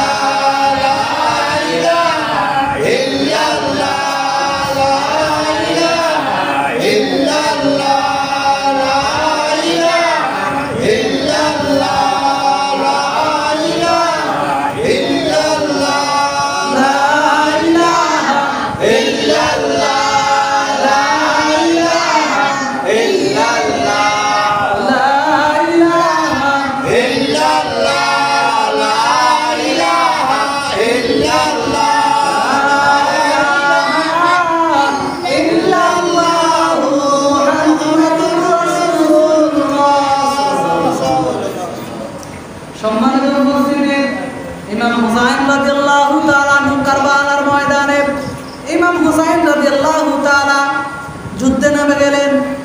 ইমাম হোসাইন রাদিয়াল্লাহু তাআলার সাথে যারা ছিল তারা সবাই শহীদ হয়ে গেলেন, তারা সবাই শহীদ হয়ে গেলেন। ইমাম হোসাইন রাদিয়াল্লাহু তাআলা কারবালায় কেন গেলেন? তারা কারবালার ময়দানের সাথে যে নদীটা স্রোত দিয়ে গেছেন, ওই নদীর নাম হচ্ছে ফুরাত নদী। কি নদী? ফুরাত নদী। ইমাম হোসাইন রাদিয়াল্লাহু তাআলা পানির তৃষ্ণা পেয়েছে, পানি পান করবে, চলে গেলেন কারবালার ময়দানের সাথে ফুরাত নদীতে। ফুরাত নদীর পানি পান করবেন, কারণ যদি পানি পান করে শরীরের মধ্যে একটু সাহস শক্তি আসবে, আর শক্তি আসলে যুদ্ধ করতে পারবে। সেই জন্য চলে গেলেন কারবালার ময়দানের প্রান্তরে ফুরাত নদীর কাছে পানি পান করার জন্য। ইয়াজিদ বাহিনী যখন দেখলো, ইয়াজিদ বাহিনীর একজনকে ছুরির একটা আঘাতে কল্লা আলাদা করে ফেললেন, সবাই চতুর্দিকে পলাই গেল, সবাই চতুর্দিকে পলাই গেল। কেউ আর হোসাইনের সামনে আসার সাহস পায় না। ইমাম হোসাইন রাদিয়াল্লাহু তাআলা ফুরাত নদীর কূলে গিয়ে হাতের কষে পানি নিলেন, ওই পানি পান করবে। এমন সময় খেয়াল আসলো, আমি হোসাইন তো একা এখানে যুদ্ধ করতে আসি নাই, আমি হোসাইনের সাথে আরো মানুষ ছিল, আমার ওই ভাইরা পানির তিতাসায় শহীদ হয়ে গিয়েছেন, পানি না খাইতে পেরে তারা শহীদ হয়ে গিয়েছেন। আমি হোসাইন কিভাবে পানি খাবো? আমি হোসাইন কিভাবে পানি খাবো? আমি হোসাইন কিভাবে, দেখেন কত গভীর চিন্তা। তারা পানি না পাওয়ার কারণে শহীদ হয়ে গেছে, আর আমি হোসাইন কিভাবে পানি পান করবো? আমি হোসাইন কিভাবে পানি পান করবো? হোসাইন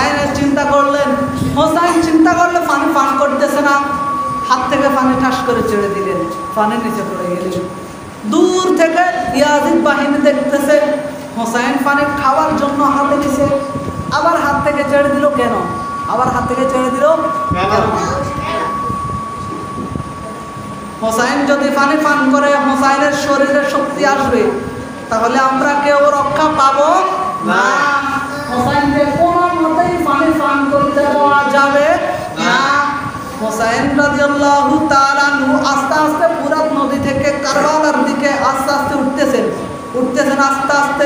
হোসাইন রাদিয়াল্লাহু তাআলা আনহু একই মনস্ক, মানে কি নাকি কি চিন্তা করতেছে। একবার মানুষ দেনে থাকলে যেভাবে দুনিয়ার কিছু খেয়াল থাকে না, একবারে দেনে থাকলে দুনিয়ার কিছু কি থাকে না, খেয়াল থাকে না। এইরকম ইমাম হুসাইন মনে হয় দেনে আছে, দিনার কিছু খেয়াল নাই। চতুর্দিক থেকে কারবালা, চতুর্দিক থেকে ইয়াজিদ বাহিনী লক্ষ্য করলেন। কি হয়েছে? হোসাইন দেনে গেল। হোসাইন কি চিন্তা করতেছে? পানি পান করতে আসছে কিন্তু পানি পান করে না কেন? পানি পান করে না কেন? চতুর্দিক থেকে ইয়াজিদ বাহিনী দেখতেছে, বলে হোসাইনকে পানি পান করতে দেওয়া যাবে না, কারণ হোসাইন যদি একবার পানি পান করে আমরা ইয়াজিদ বাহিনীর কেউ মুক্তি পাবো না, আমরা ইয়াজিদ বাহিনীর কেউ মুক্তি পাবো না। দেখুন দূর থেকে ইয়াজিদ বাহিনীর একজন ইমাম হোসাইনকে তীর নিক্ষেপ করেছেন। তীর কি নিক্ষেপ করেছেন? তীর। এবং ওই তীরটা ছিল লোহার তীর। বলেন কিসের তীর? লোহার তীর। ওই সময় তীর এমন ছিল, এক ফাঁস দিয়ে তীর গাঁথলে অন্য ফাঁস দিয়ে বাহির হয়ে যেত। ওই সময়ের তীর এক ফাঁস দিয়ে গাঁথলে অন্য ফাঁস দিয়ে বাহির হয়ে যেত। দূর থেকে ইমাম হুসাইনকে লক্ষ্য করে একটা তীর নিক্ষেপ করলেন। ভাগ্যবশত ওই তীরটা ইমাম হুসাইনের ফাঁস দিয়ে চলে গেল। ইমাম হুসাইনের গায়ে লাগে নাই, ইমাম হুসাইনের গায়ে লাগে নাই, ইমাম হুসাইনের ফাঁস দিয়ে চলে গেল তীরটা। তারপর ইয়াজিদ বাহিনী তারা আবার চিন্তা করলো, মোট কথা ইমাম হুসাইনকে পানি পান করতে দেওয়া যাবে না, যেভাবেই হোক ইমাম হুসাইনকে এখানে শেষ করতে হবে। তখন যেই ব্যক্তি প্রথম তীরটা নিক্ষেপ করেছেন ওই ব্যক্তির তেমন তীর ব্যাপারে কোনো তার অভিজ্ঞতা ছিল না। তিনার কাছ থেকে তীর নিল সিমর। কে? সিমর নিয়ে সিমর ইমাম হুসাইনকে একটা তীর নিক্ষেপ করেছেন। তীর নিক্ষেপ করছে আর ইমাম হুসাইনের বুকের বাম পাশ দিয়ে ওই তীরটা ঢুকে ফিট দিয়ে বাহির হয়ে গেছে। বাম পাশ দিয়ে ঢুকে ফিট দিয়ে, খেয়াল করেন, একটা তীর, লোহার একটা তীর, ধারালো একটা তীর যদি আপনার বুক দিয়ে ঢুকে ফিট দিয়ে বাহির হয়, আপনার থেকে কেমন লাগবে? ইমাম হুসাইনের একদানে তীর বুক দিয়ে ঢুকে ফিট দিয়ে বাহির হয়ে গেছে, ইমাম হুসাইনের কোনো খবর নাই। কারণ তিনি কি দেনে আছে সেটা তিনি জানেন আর তিনি মাওলা জানেন, আর কেউ জানে না। ইমাম হুসাইন রাদিয়াল্লাহু তাআলা জানে কি হয়েছে। ইয়াজিদ বাহিনী বলে তার তো তীর নিক্ষেপ করছি, সে তো পড়ে যাওয়ার কথা, সে এখনো দাঁড়িয়ে রয়েছে। কি এমন মগ্নের মধ্যে সবাই আস্তে আস্তে ইয়াজিদ বাহিনী উগায় আসতেছে, সামনে আসতেছে। ইয়াজিদ বাহিনীর সামনে আসার পর ইমাম হুসাইন রাদিয়াল্লাহু তাআলার কাছে এসেছে। কাছে আসার পর ইমাম হুসাইন রাদিয়াল্লাহু তাআলা ঠাস করে দাঁড়ানো থেকে পড়ে গেছেন, দাঁড়ানো থেকে পড়ে গেছেন। এখন ইমাম হুসাইন কিন্তু শহীদ হয় নাই, একটু আগে তীর নিক্ষেপ করেছে, এখনো শহীদ হয় নাই। সবাই উগাই এসেছে, ইয়াজিদ বাহিনী সবাই সামনে এসেছে। সামনে এসে ইয়াজিদ হুসাইনকে চতুর্পাশ থেকে ঘিরে ফেলেছে। এখন ইমাম হুসাইন রাদিয়াল্লাহু তাআলা দাঁড়ানো থেকে এমন ভাবে পড়ছে, হাত দুইটা লম্বা, পা দুইটা লম্বা, হাত দুইটা লম্বা, পা দুইটা কি লম্বা। ইমাম হুসাইন রাদিয়াল্লাহু তাআলার এই অবস্থা ইয়াজিদ বাহিনী দাঁড়ায় দেখতেছে, বলে ইমাম হুসাইন তো এখনো মৃত্যুবরণ করে নাই, তাকে মৃত্যু দিতে হবে, কঠিনতর কঠিন মৃত্যু। স্বাভাবিকভাবে মৃত্যু দেওয়া যাবে না, তাকে কঠিনতর কঠিন মৃত্যু দিবে, কেননা সেই আমাদের আমির, আমাদের খলিফা ইয়াজিদের বিপক্ষে সে হাত ধরেছে, সেই জন্য তাকে এমনি এমনি ছেড়ে দেওয়া যাবে না, তাকে কঠিনতর কঠিনভাবে মৃত্যু দিতে হবে। এই কথা চিন্তা করে ইমাম হুসাইন রাদিয়াল্লাহু তাআলা কারবালার ময়দানে দাঁড়ানো থেকে পড়ে গেছেন, হাত দুইটা লম্বা, পা দুইটা লম্বা, নিষ্ঠুর সিমর ইমাম হুসাইন রাদিয়াল্লাহু তাআলা বুকের উপর বসেছে। নাউজুবিল্লাহ বলেন না? নাউজুবিল্লাহ। কোথায় বসেছে? বুকের উপর। একটা বুকের মধ্যে তীর বুক দিয়ে ঢুকে ফিট দিয়ে বাহির হয়ে গেছে। কেমন কষ্ট। আবার ওই বুকের উপর যদি কেউ চেপে বসে কেমন কষ্ট।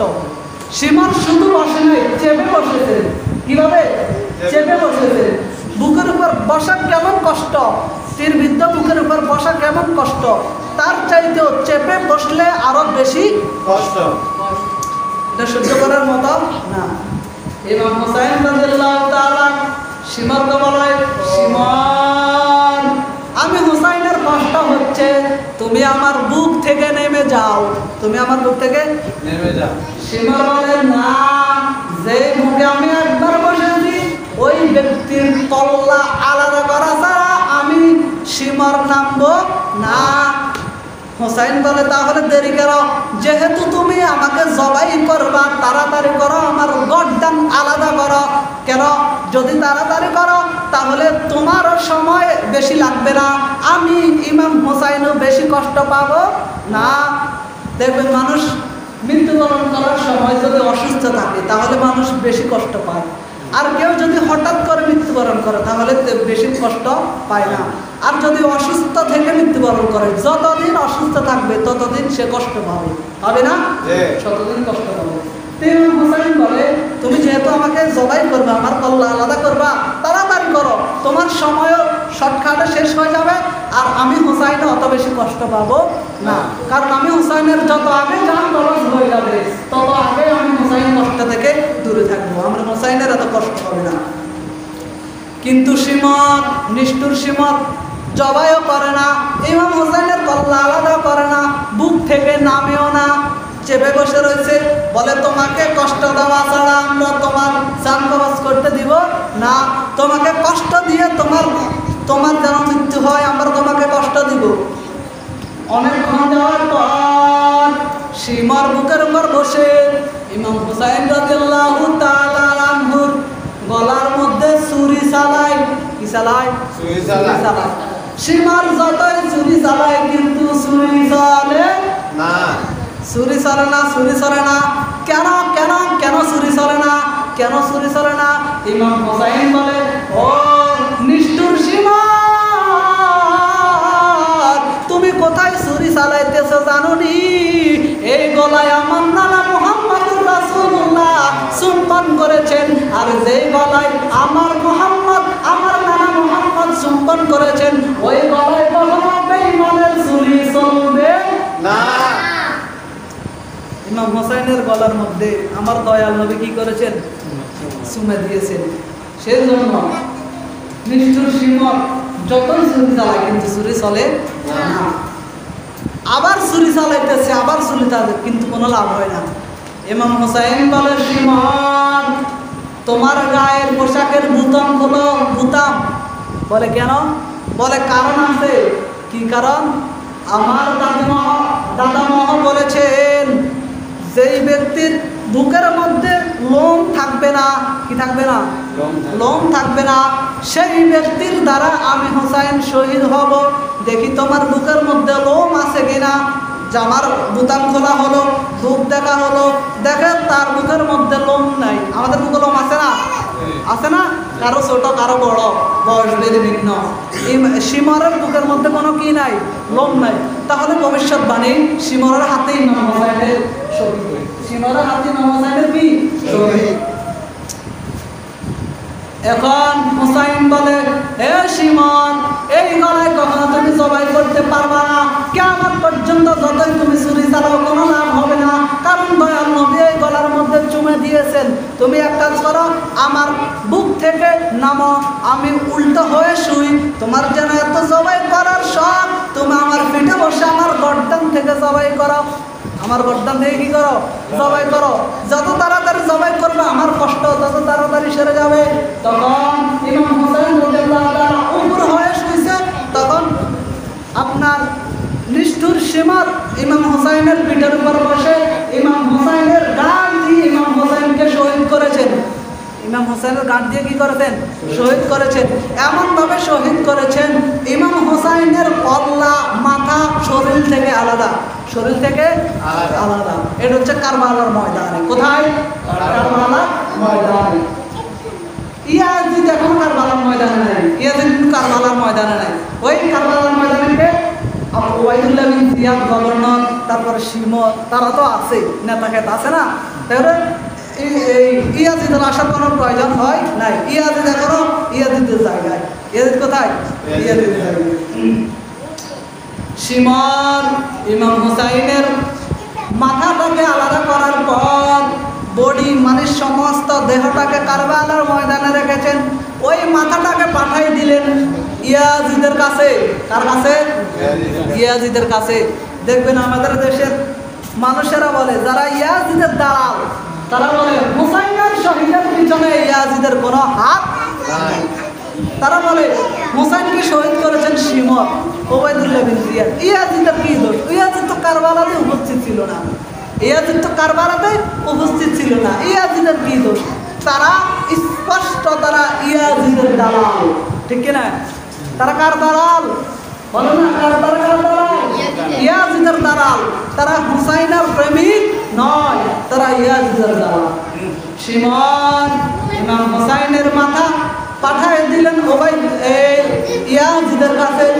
ইয়াজিদের কাছে দেওয়ার পর আমাদের দেশে দেখবেন কোরবানের গরু যখন জবাই করা হয়, তখন আবল মার্কা কিছু কষাই আছে, একটা ছোট একটা ছুরি নিয়ে গরুর গলার মধ্যে এভাবে গুঁজে মারে, আছে না? এই কাজটা সম্পূর্ণ হারাম। কোরবানের পশুর গলার মধ্যে এভাবে গুঁজে মারা সম্পূর্ণ হারাম। কেননা এটার মাধ্যমে কোরবানের পশু অনেক কষ্ট পায়। কি পায়? কষ্ট পায়। ওবায়দুল্লাহ বিন আপনার শিমর ইমাম হুসাইনের মাথাকে পাঠাইলেন ইয়াজিদের কাছে। ইয়াজিদ একটা ছোট্ট চাকু নিয়ে ইমাম হুসাইনের গলার মধ্যে এভাবে চাকু দিয়ে গুঁতে মারতেছে। নাউজুবিল্লাহ কইতেন না? নাউজুবিল্লাহ। কি করতেছে? এমনি তো জবাই করে কল্লারে আলাদা করছে, এখানে আবার ছুরি দিয়ে গলার মধ্যে গায়ে দিতেছে। নাউজুবিল্লাহ। এত কষ্ট, এত কষ্ট একজন মানুষকে, এত কষ্ট দিয়ে মানুষকে শহীদ করেছে। লেকিন ওই ইয়াজিদ। আর আমাদের দেশের কিছু কাঠমোল্লা আছে, মসজিদের মিম্বরের মধ্যে দাঁড়াইয়া ইয়াজিদকে বলে রাদিয়াল্লাহু তাআলা আনহু। নাউজুবিল্লাহ বলেন না? নাউজুবিল্লাহ। যে ইয়াজিদ হুসাইনকে শহীদ করেছেন, ওই ইয়াজিদকে রাদিয়াল্লাহু তাআলা হইতে পারে? নবীরে দেখলেই শুধু সাহাবী হয় না, নবীর তো আবু জাহেলও দেখেছেন। তো আবু জাহেলকে আপনি সাহাবী বলবেন? নবীকে আবু লাহাব দেখেছেন, আবু লাহাবকে আপনি সাহাবী বলবেন? না, তারা তো সাহাবী নয়, তারা মুশরিক। তারা কি? মুশরিক, তারা কাফের। আবু জাহাল, আবু লাহাব দেখেও তারা কিন্তু সাহাবী নয়, কেননা তারা নবীর প্রতি ঈমান আনে নাই। তো আপনি যদি বলেন ইয়াজিদ সাহাবী, ইয়াজিদকে রাদিয়াল্লাহু তাআলা আনহু বলেন কেন? কারণ ইয়াজিদ নবীর জামানায় ছিল। নবীর জামানায় কি ছিল? কিন্তু ইয়াজিদের প্রেমে হুসাইনের কোনো মহাব্বত, ইয়াজিদের অন্তরে হুসাইনের কোনো মহাব্বত আসিল না। যদি হুসাইনের প্রেম না থাকে, তার মানে নবীর প্রেমও নাই। ওই হাদিসের মধ্যে বলছি না, আল্লাহরে পাইতে হলো নবীরে ভালোবাসো, নবীর ভালোবাসা পাইতে হলো আহলে বাইতকে ভালোবাসো। আর আহলে বাইত হচ্ছে ইমাম হুসাইন। আহলে বাইতকে 5 জনের একজন হচ্ছে ইমাম হুসাইন। তাহলে নবীর ভালোবাসা পাইতে হলে, নবীরে ভালোবাসতে হইলে আগে ইমাম হুসাইনকে ভালোবাসো। তো যার অন্তরের মধ্যে ইমাম হুসাইনের ভালোবাসা নাই, সেই ব্যক্তির অন্তরে নবীর ভালোবাসাও নাই। আর যেই ব্যক্তির অন্তরে নবীর ভালোবাসা নাই, সেই ব্যক্তি কখনো ইমানদার নয়। আর যেই ব্যক্তি ইমানদার নয়, সেই ব্যক্তিকে সাহাবী বলা যাবে না। ইয়াজিদের অন্তরে হুসাইনের ভালোবাসা ছিল না, তার মানে নবীর ভালোবাসা ছিল না। নবীর ভালোবাসা না থাকার কারণে সেই ব্যক্তি মুমিন নয়। কেননা নবীজি বলেছেন, লা ইউমিনু আহাদুকুম হাত্তা আকুনা আহব্বা ইলাইহি মিন ওয়ালিদিহি ওয়া ওয়ালিদিহি ওয়ান নাসি আজমাইন। মা বাবা, সন্তান সন্ততি, দুনিয়ার সমস্ত মানুষ থেকে যতক্ষণ না আমি নবীরে ভালো না বাসবা, ততক্ষণ তোমরা মুমিন হবা। সকল কিছুর চাইতে আমি নবীরে ভালোবাসলে তোমরা মুমিন হবা। তাহলে হুসাইনকে ভালোবাসলে নবীর ভালোবাসা পাবে, আর নবীর ভালোবাসা পালে ইমানদার হবে। যে ব্যক্তির মনের মধ্যে হুসাইনের ভালোবাসা নাই, সেই ব্যক্তির মনের মধ্যে নবীর ভালোবাসাও নাই। আর যেই ব্যক্তির মনে নবীর ভালোবাসা নাই, সেই ব্যক্তিকে মুমিন বলার কোনো সুযোগ নাই, সেই ব্যক্তি মুমিনও নয়। আর যেই ব্যক্তি মুমিন নয়, সেই ব্যক্তি কখনো সাহাবী হতে পারে না। তার মানে আমরা বুঝলাম ইয়াজিদের অন্তরের মধ্যে হোসাইনের ভালোবাসা ছিল না, তার মানে নবীর ভালোবাসাও ছিল না। আর নবীর ভালোবাসা না থাকার কারণে ইয়াজিদকে মুমিন মুসলমান বলা যাবে না। আর অমুসলিম কাফের কখনো নবীর সাহাবী হতে পারে না। আর আমরা মিম্বার বসে দাঁড়াইয়া ইয়াজিদকে রাদিয়াল্লাহু তাআলা বলি, কি বলি? রাদিয়াল্লাহু তাআলা। নাযিলে বেতন না, নাউযুবিল্লাহ। ইয়াজিদকে রাদিয়াল্লাহু তাআলা কইবো না। ইয়াজিদ তো সাহাবী না, ইয়াজিদের ভিতরে নবীর প্রেম ছিল না, ইয়াজিদের ভিতরে হোসাইনের প্রেম ছিল না। আর নবীর প্রেম হোসাইনের প্রেম না থাকলে তাকে সাহাবী বলার কোনো সুযোগ নাই। এভাবে ইমাম হোসাইনকে তারা কষ্ট দিয়েছে। অনেক সময় হয়ে গেছে, তার আলোচনা বেশি লম্বা করতে চায় না। এভাবে ইমাম হোসাইনকে কারবালার ময়দানে তারা শহীদ করে, শুধু শহীদ করে শেষ করে নাই, আবার ইমাম হোসাইন রাদিয়াল্লাহু তাআলা আনহু মাথায় আপনার মুখের মধ্যে তারা শুধু কি করেছেন? আঘাত করেছেন। এত নির্মমভাবে ইমাম হোসাইনকে শহীদ করেছেন। সেই জন্য শায়র বলেন, কারবালার করুণ কাহিনী কেমনে ভুলা যায়, কারবালার করুণ কাহিনী কেমনে ভোলা যায়। নিষ্ঠুর সীমার শহীদ করলেন, নিষ্ঠুর সীমার শহীদ করলেন ইয়াজিদের দলায়, কারবালার করুণ কাহিনী কেমনে ভুলা যায়, কারবালার করুণ কাহিনী কেমনে ভোলা যায়। আসলে কারবালার কাহিনী করুণ কাহিনী, যারা সম্পূর্ণ শুনছেন তারা বুঝবেন আসলে কারবালার কাহিনী কি কাহিনী, করুণ কাহিনী। কারবালার কাহিনী যারা শুনবে তাদের অন্তরে যদি ইমাম হোসাইনের প্রেম থাকে তাহলে তাদের অন্তর প্লাবিত হবে, আপনার কম্পন সৃষ্টি হবে যদি তাদের অন্তরে ইমাম হোসাইনের প্রেম থাকে। আর যারা ইয়াজিদ বাহিনী ইমাম হোসাইনের প্রেম নাই, তারা এক কান দিয়ে শুনবে অন্য কান দিয়ে চলে যাবে, তারা এক কান দিয়ে শুনবে অন্য কান দিয়ে চলে যাবে। তো আমাদেরকে ইমাম হোসাইনকে ভালোবাসতে হবে, আহলে বাইতকে ভালোবাসতে হবে। যারা ইমাম হোসাইনের বিরোধিতা করে, ইমাম হোসাইনকে ভালোবাসে না, আহলে বাইতকে ভালোবাসে না, তাদের ব্যাপারে নবীজি মুসনাদ আহমদ শরীফের মধ্যে নবীজি বলেন মান আবগাদানা আহলাল বাইত, যারা আমার আহলে বাইতকে ভালোবাসে না, যারা ইমাম হোসাইনকে ভালোবাসে না, ইমাম হাসানকে ভালোবাসে না, মাওলানা আলীকে ভালোবাসে না, মা ফাতেমা রাদিয়াল্লাহু তাআলা আনহাকে ভালোবাসে না, ফাহুয়া মুনাফিক, তারা হচ্ছে মুনাফিক। বলেন তারা কে? মুনাফিক। যারা আহলে বাইতকে ভালোবাসে না তারা কে? মুনাফিক। এক কথাই শেষ। নবীজি এখানে মুনাফিক কইছে, এখানে তারা সাহাবী বানাতে করি জানা।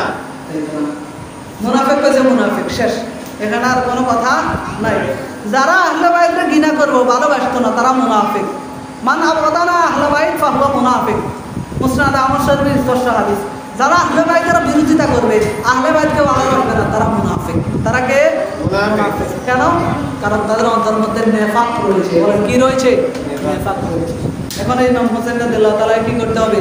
ভালোবাসতে হবে, এবং আহলে বাইত যারা আছে সকলকে ভালোবাসতে হবে, তাদের অনুসরণ করতে হবে। কারণ নবীজি বলেছেন যদি তাদের অনুসরণ করে তাহলে মুক্তি পাবে, আর তাদের অনুসরণ না করলে মুক্তি পাওয়া যাবে না। আল্লাহ রাব্বুল আলামিন আমাদেরকে আমল করার তৌফিক দান করেন। আমিন। আল্লাহ